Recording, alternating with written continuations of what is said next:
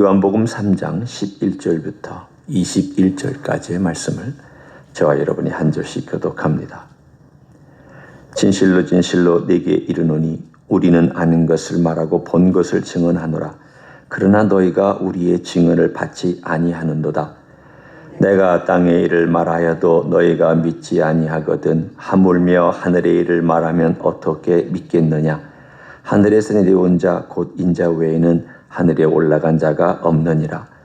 모세가 광야에서 뱀을 든 것 같이 인자도 들려야 하리니 이는 그를 믿는 자마다 영생을 얻게 하려 하심이니라. 하나님이 세상을 이처럼 사랑하사 독생자를 주셨으니 이는 그를 믿는 자마다 멸망하지 않고 영생을 얻게 하려 하심이라.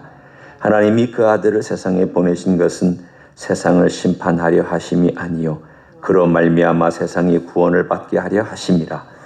그를 믿는 자는 심판을 받지 아니하는 것이요 믿지 아니하는 자는 하나님의 독생자의 이름을 믿지 아니함으로 벌써 심판을 받은 것이니라. 그 정죄는 이것이니 곧 빛이 세상에 왔으되 사람들이 자기 행위가 악함으로 빛보다 어둠을 더 사랑한 것이니라. 악을 행하는 자마다 빛을 미워하며 빛으로 오지 아니하나니 이는 그 행위가 드러날까 하며 같이 읽습니다. 진리를 따르는 자는 빛으로 오나니 이는 그 행위가 하나님 안에서 행한 것임을 나타내려 함이라 하시니라. 아멘. 요한복음에서 제일 유명한 구절이기도 하고 또 성경에서도 제일 유명한 구절이 오늘 우리가 읽은 요한복음 3장 16절이죠. 노래도 있고 아이들도 외우고 어른들도 외우는 생명 같은 보배로운 말씀이 16절에 있습니다. 그런데 이 말씀이 빛이 나는 것은 사실은 어떤 의미로 보면은 좀 우울한 분위기 속에서 이 말씀이 전해졌습니다. 어떤 점에서 우울한가 하면 니고데모라고 하는 사람, 유대인의 스승이고 박식한 사람이고 성경 박사인 사람이 밤에 몰래 찾아와서 예수님과 함께 대담하는 가운데 지금 머리가 하얗게 돼서 어안이 벙벙해서 마음으로는 답답하고 머리로는 이해가 안 되는 그런 우울한 환경 가운데서 주님께서 주신 메시지입니다. 그러니까 니고데모가 얼마나 이 말을 이해했는지는 사실 우리는 모릅니다. 그때 나중에는 니고데모가 이해했을지는 몰라도 바로 요 3장을 우리가 읽는 그 시점으로 보면 니고데모는 그리 이해한 것 같지 않습니다. 왜냐하면 주님의 톤을 보면 압니다. 너 모른다. 너 알지 못한다. 너 깨닫지 못하느냐. 이런 말씀을 하시는 걸 보면 스승이기 때문에 그가 유대인의 스승이기 때문에 니고데모를 말합니다. 주님은 좀 강하게 말씀하셨습니다. 어떤 면으로 보면 주님께서 약한 자, 어린아이, 그리고 병든 자, 가난한 자, 힘든 자들에 대해서는 주님께서 강하게 말씀하신 적이 없습니다. 그런데 알고 있다라고 생각하는 사람에게는 그렇습니다. 그런데 오늘 왜 그럴까요? 니고데모가 어둠에 있기 때문입니다. 어둠이 있으면 어떻게 해야 될까요? 이 어둠에 빠져나오려고 해야 되는 게 당연한 거잖아요. 그러니까 니고데모는 사실은 어둠에서 빠져나오려고는 애는 쓰고 있는 것 때문에 주님께서 이렇게 소상하게 말씀해 주셨습니다. 그러니까 한편으로는 강하면서 한편으로는 주님께서 부드럽게 말씀하십니다. 한편으로는 니고데모에게 야단을 치시기는 같은 느낌을 갖고 있지만 동시에 니고데모를 사랑하시기 때문에 이렇게 자세하게 21절까지 니고데모에게 말씀해 주신 것입니다. 만일 니고데모를 사랑하지 아니하셨다면 이렇게 길게 얘기 안 하셨을 겁니다. 그런데 개인적으로 찾아와서 무언가 빛을 좀 발견하고 싶어 하는 어둠 가운데 있는 니고데모가 안타까워서 주님은 이렇게 말씀하셨습니다. 사람이 어둠에 있으면 자기가 어둠에 있는지를 잘 모릅니다. 어둠이라는 것을 여러분 깜깜한 어떤 것을 생각하시면 안 됩니다. 무지가 어둠이고요. 고집 피우는 게 어둠입니다. 알지 못하면 다 어둠이에요. 아니면 내가 이거 확실하다고 믿었는데 알고 봤더니 가짜야. 어둠 속에 있었던 거예요. 내 삶의 습관이 내가 그동안에 나는 괜찮다라고 생각하고 나는 착하다고 생각하고 살아왔는데 언젠가 뒤를 돌아보니까 이게 착한 게 아니었구나. 어둠에 있었던 거예요. 밤에 살았던 거죠. 그러면 이 어둠에 있는 사람이 어떻게 빛을 알 수 있고 깨달을 수 있느냐? 그럼 숙제지 않습니까? 어둠이 빛을 아는 법은 없습니다. 그러면 불가능한 일입니까? 불가능하면 주님이 왜 오셨겠어요? 그리고 하나님이 왜 일을 하시겠어요? 사실은 율법을 준 것은 빛을 주신 것인데 그 율법을 줬어도 빛으로 안 살았잖아요. 어둠에 살았잖아요. 결국은 빛으로는 어둠을 깨닫지 못합니다. 제가 지금 말씀을 드리려는 것을 여러분이 잘 이해해 주시고 따라오셨으면 좋겠습니다. 어둠이 빛을 깨달으려면 거기에 사랑이 들어가야 됩니다. 어둠이 스스로 빛을 깨달은 적이 없습니다. 어둠이 빛으로 나오지 않습니다. 왜냐하면 어둠은 빛을 싫어합니다. 어려워합니다. 아파합니다. 괴로워합니다. 빛으로 나면 다 드러나니까. 그리고 불편하고 힘들고 찌르고 아파하는 빛 때문에 불편해서 빛으로 안 나옵니다. 그런데 오늘 여기에 나와 있는 바로 이 3장 16절이 그 해답입니다. 어떻게 해서 어둠이 빛을 알게 되었을까요? 그것은 바로 3장 16절에 하나님이 세상을 이처럼 사랑하사 독생자를 주셨으니 라고 하는 바로 이 표현에 있습니다. 하나님이 세상을 이처럼 사랑하사 어둠에도 불구하고 무지와 자기 고집에서 어둠 가운데 머물고 있는 인생이 너무 하나님께서 불쌍히 여기셔서 그럼에도 불구하고 사랑하셔서 그 독생자를 주셨다라고 하는 그 사랑 때문에 사실은 그 어둠 속에 있는 자들이 그 사랑을 깨닫고 이게 뭔가 다르다. 이건 정말 인생이 줄 수 있는 것이 아니다. 라는 것을 알고 그 사랑 때문에 빛으로 조금씩 나오기 시작합니다. 저를 가만히 보면 게으릅니다. 그리고 제가 하고 싶은 것만 합니다. 그리고 제가 보고 싶은 것만 봅니다.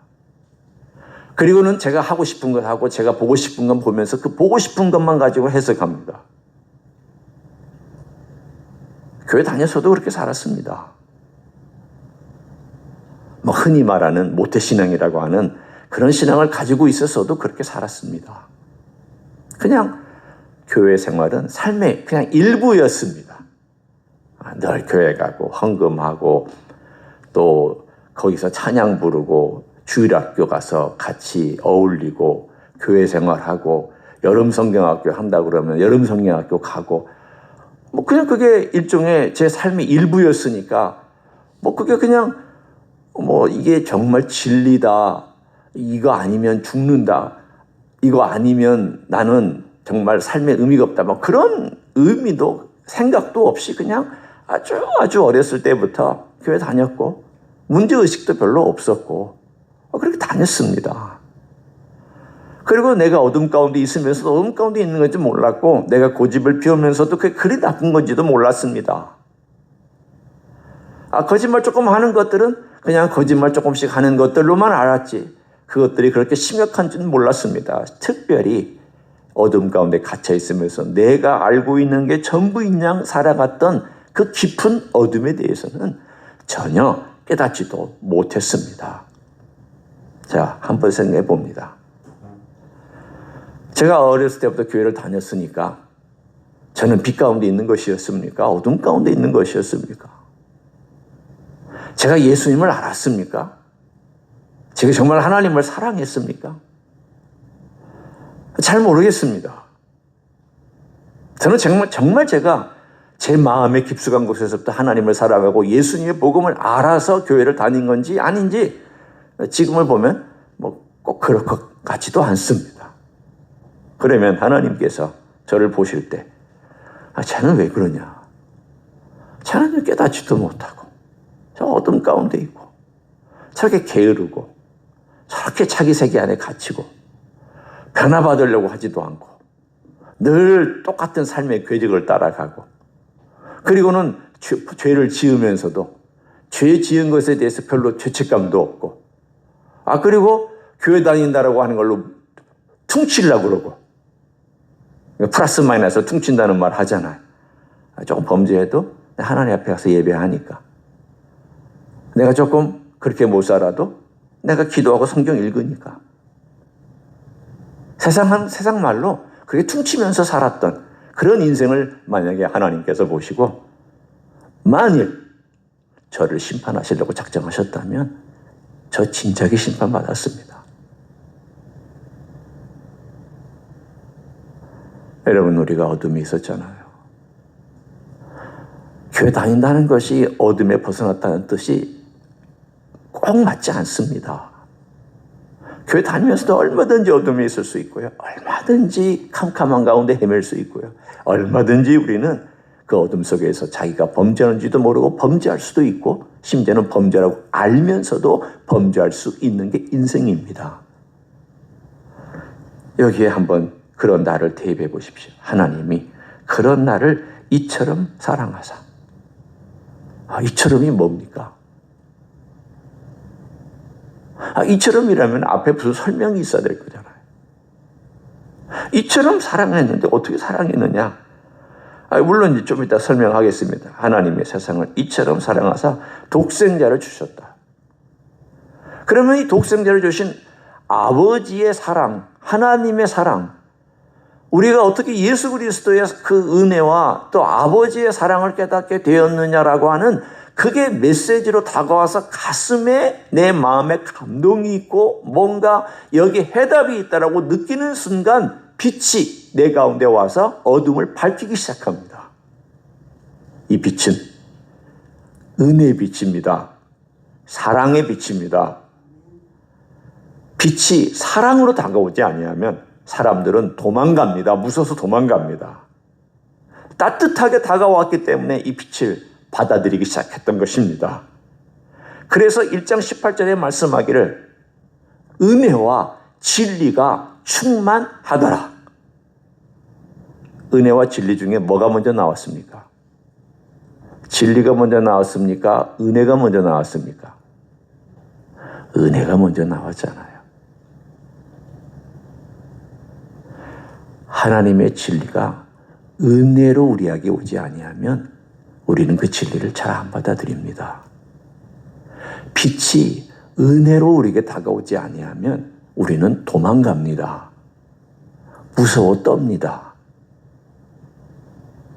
오늘 이 은혜를 말씀해 주고 있습니다. 하나님이 세상을 이처럼 사랑하사 독생자를 주셨다라고 하는 바로 그 은혜와 진리가 충만한 하나님의 사랑이 예수 그리스도를 통해 나타났습니다.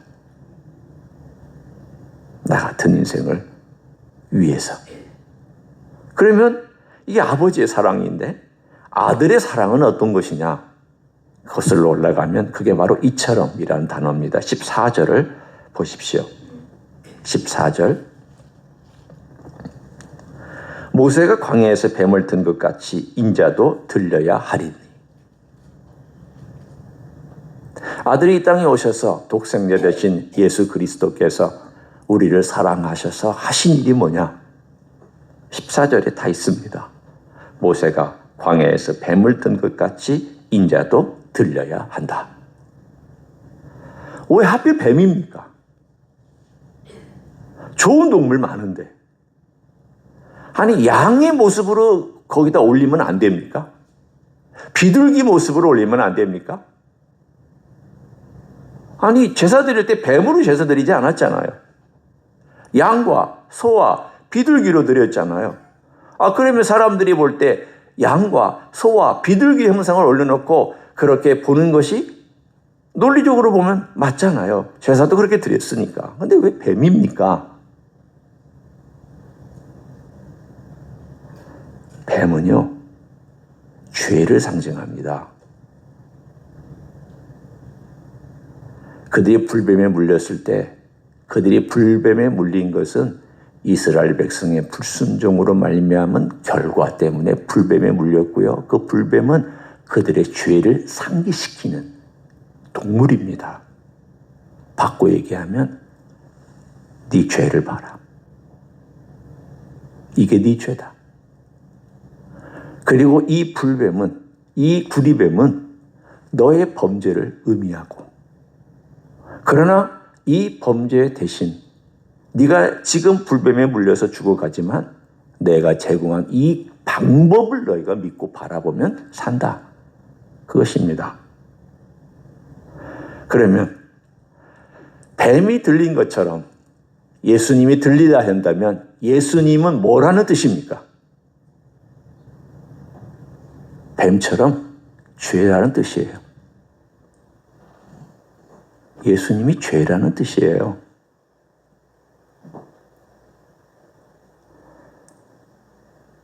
죄가 아닌 분이 죄라는 것은 말이 안 되잖아요.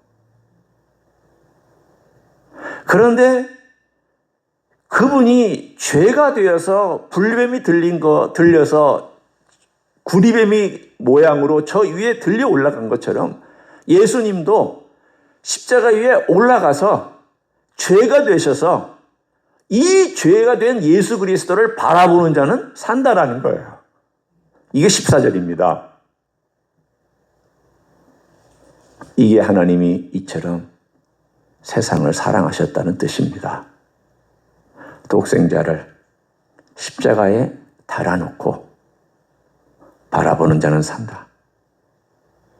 내가 제공하는 이 방법을 의지하고 바라보는 자는 산다.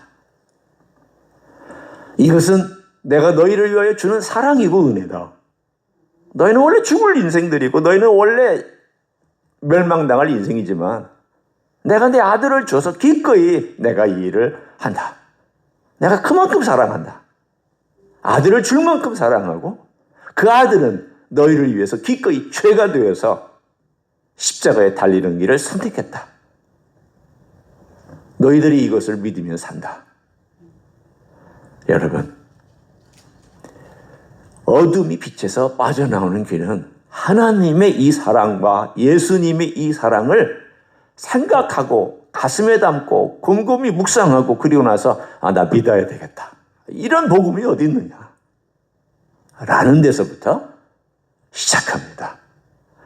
어둠은요, 절대 빛을 받아들이지 않아요. 사랑 없이는 받아들이지 않아요. 여러분, 우리가 자식을 키울 때도 그렇잖아요. 자식이 아무리 잔소리해도 안 듣습니다. 사랑으로 같이 갈 때 듣습니다. 사랑으로 껴안아줄 때 듣습니다. 사랑으로 용서할 때 언젠가 돌아옵니다. 사랑으로 품어줄 때, 기다려줄 때 그 아이가 돌아오기도 하고 변화받기도 합니다. 사랑 없이는 다 잔소리입니다. 사랑 없이는 울리는 꽹과리입니다. 사랑 없이는 천사의 말을 하고 방언을 하고 기적을 베풀고 놀라운 것들을 다 행하여도 고린도전서 13장의 말씀에 따라서 보면 다 시끄러운 소리밖에 안 됩니다. 진리도 그렇습니다. 진리는 시끄러운 소리는 아니에요. 그러나 진리가 사랑이 없이 오면 사람은 안 받아들여요. 사랑이. 오늘 우리 하나님께서 우리에게 이 사랑으로 우리에게 말씀해 주시잖아요. 내가 너를 사랑해서 내 아들을 보냈다. 그러니 너는 어둠에서 이제 빛으로 와라. 내가 사랑이라는 이 길을 깔아놨다. 너희들 그냥 오지 않잖아. 그러니까 내가 예수의 피로, 그 사랑의 피로 너희들 오라고 길을 깔아놨으니까 이제는 그 길 따라서 나한테 와. 내게 오면 내가 받아줄게. 나는 너를 위해서 아들도 줬고 내 사랑을 다 베풀었고 내가 모든 것을 다 했고 내가 너희를 위해서 이제까지 했으니까 이제 너희들이 그 어둠을 좀 벗어버리고 빛으로 나오면 안 되겠느냐. 이게 니고데모에게 하신 말씀이에요. 니고데모가 알아들으라고 하신 말씀이에요. 니고데모야, 내가 하늘의 일을 얘기하면 너 알아듣겠냐. 너 땅의 일도 얘기하는데 못 알아듣지 않냐. 땅의 일이라는 게 뭐였습니까? 그 앞에 얘기한 거였잖아요. 너 물과 성령으로 거듭나야 된다. 에? 몰랐습니다. 땅의 일입니다. 성령이 임으로 분다. 바람처럼 임으로 분다 설명했더니 예? 몰랐습니다. 바람이라는 걸로 유추해서 성령을 설명해 줘도 못 알아들었습니다. 땅의 일입니다. 내가 직접 하나님과 같이 있었던 하나님이다. 하늘의 일과 하나님의 일과 이 모든 영적인 것들을 내가 직접 보고 증언하는 내가 얘기해줘도 내가 지금 이 땅의 일로 얘기해줘도 너 못 알아듣고 있지 않느냐. 내가 하늘의 일을 얘기하면 너 얼마나 알아듣겠냐. 바울도 그랬잖아요. 삼층천에 갔다 온 다음에 침묵했잖아요. 왜? 내가 형언할 수 없는 말을 들어놓으라. 인간의 말로는 뭐라고 말할 수 없는 것들이다. 그리고 침묵해버렸습니다. 왜? 해봐도 나도 모르고 당신도 모르니까. 그런 걸 보면 천국에 갔다 왔다고 얘기하는 사람들 이야기는 상당히 많은 사람들이 가짜일 가능성이 높습니다. 바울은 침묵해버렸습니다. 오늘 여기에 나와 있는 이 말을 니고데모가 곰곰이 생각하고 또 생각하고 또 생각하도록 땅의 일로 말씀해 주셨으니까 성령은 바람 같다. 물과 성령으로 거듭나야 된다. 모세가 구리뱀을 튼 것처럼 인자도 들려야 된다. 이게 무슨 뜻일까? 땅의 일로 말씀해 주신 이게 무슨 뜻일까? 생각하고 났더니 하나님께서 우리를 이렇게 사랑하셔서 이렇게 그 아들을 보내서 이 일을 하신 것을 언제 깨달을 수 있었느냐? 아마도 예수님이 십자가에 들리신 다음에 니고데모는 깨달았을 것입니다. 그때 내가 예수님의 생애 초기에 찾아가서 물어봤을 때 예수님이 나에게 이 말씀을 해주셨는데 이게 그 뜻이고 이게 바로 인자가 들린다는 메시지인가 보다. 그리고는 오늘 우리에게 주셨던 이 말씀을 그는 기억했을 것입니다. 유대인들은 한 말을 잘 기억합니다. 구전으로 전한 것들을 머릿속으로 다 외웁니다. 성도 여러분, 주님이 이렇게 우리를 사랑하셨잖아요. 하나님이 이렇게 우리를 사랑해 주셨잖아요. 왜 사랑해 주셨느냐? 그 사랑 통해서 빛으로 나오라고. 빛된 삶을 살라고. 그리고 네 속에 있는 어둠들, 아직도 방들이 많이 있잖아요. 우리 마음에는 방들이 많은데 그 방들 중에 아직도 어두운데 좀 밝혀라. 또 그 방은 안 열고 있잖아. 또 그 방은 뭔가 꼭꼭 숨겨놓고 그 방에 대해서 나한테 얘기도 안 하고 그 방은 너무 어둡고 침침하고 음침해서 열쇠로 열 생각도 안 하고 있잖아. 내 빛이 좀 들어가게 해. 내가 너 바꿔줄게.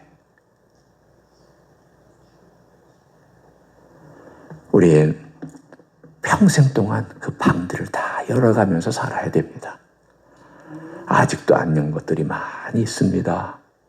아직도 변화받지 않고 고쳐지지 않은 방들 주님께 열고 그 빛이 들어와서 나를 변화시키고 내 삶이 빛의 삶이 되는 그러한 놀라운 영광스러운 삶이 되시기를 예수님의 이름으로 간절히 축원합니다. 기도하겠습니다.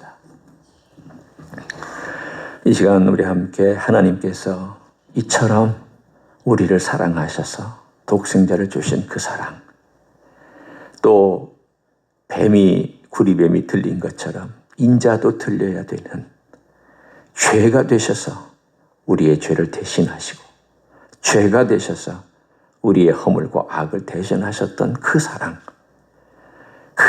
때문에 우리가 빛으로 왔고 빛을 받아들였고 빛된 삶을 살기로 하지 않았습니까? 그렇다면 이제 더욱더 깊은 빛으로, 더 풍성한 빛으로 살아가기를 원한다고 통성으로 기도하시겠습니다. 하나님 아버지 감사합니다. 주님 우리를 불러주셨습니다. 우리를 하나님의 빛으로 불러주셨습니다. 사랑으로 우리를 빛으로 인도해 주셨습니다. 그 큰 사랑으로 우리를 빛 가운데 걸어가도록 만들어 주셨습니다. 주님 어둠에서 우리가 고집 피우고 있고 어둠 속에서 우리가 헤매고 있고 그 어둠이 전부인 양 살아가고 있고 그 어둠 속에서 진리도 그리고 진실한 것도 찾지 못하던 어리석은 인생들을 우리 주님께서는 끄집어내 주시고 사랑으로 이끌어 주시는 것을 믿고 감사를 드립니다. 주님은 십자가에 들려서 우리를 사랑해 주셨습니다. 그만큼 희생해 주셨습니다. 독생자 아들을 주신 아버지의 사랑이 있습니다. 우리를 사랑하셔서 빛으로 이끌어 주시는 놀라운 이야기가 있습니다. 주님 감사합니다. 이제는 주님 우리의 삶 속에서 어둠이 있거든 그것을 가지고 주님께 나와서 주님의 빛을 받고 주님의 빛으로 새롭게 되고 주님의 빛으로 변화받는 하나님의 사람이 되기를 원합니다. 변화받는 삶을 주시옵소서. 빛된 삶을 주시옵소서. 주님의 사랑의 빛으로 풍성한 삶을 허락하여 주옵소서. 온전히 주님을 따라가는 놀라운 역사를 더하여 주옵소서. 그러한 사랑의 삶으로 빛의 삶으로 저희를 인도하여 주시옵소서. 우리 하나님의 선하심으로 이렇게 채워주실 줄 믿습니다. 감사를 드립니다. 하나님 아버지 감사합니다. 죄인인 우리 여전히 고집 피우고 어둠 가운데 어둠이 전부인 양 날 그만두라고 귀찮게 하지 말라고 나는 괜찮다고 나는 잘 살고 있다고 내가 무슨 문제냐고 나는 이 정도면 됐다라고 어둠을 고집하고 살았던 인생들에게 우리 주님은 자신의 몸을 바쳐서 구리뱀이 높이 들려 올려진 것처럼 십자가에 높이 들려 올려주셨습니다. 우리의 죄를 용서해 주시기 위해서입니다. 우리의 허물과 죄와 어둠과 악과 모든 것을 담당하시기 위해서 그렇게 하셨습니다. 그 사랑을 아는 자, 그 사랑을 마음에 받은 자, 그 사랑을 인정하는 자는 빛 가운데로 나오는 줄 믿습니다.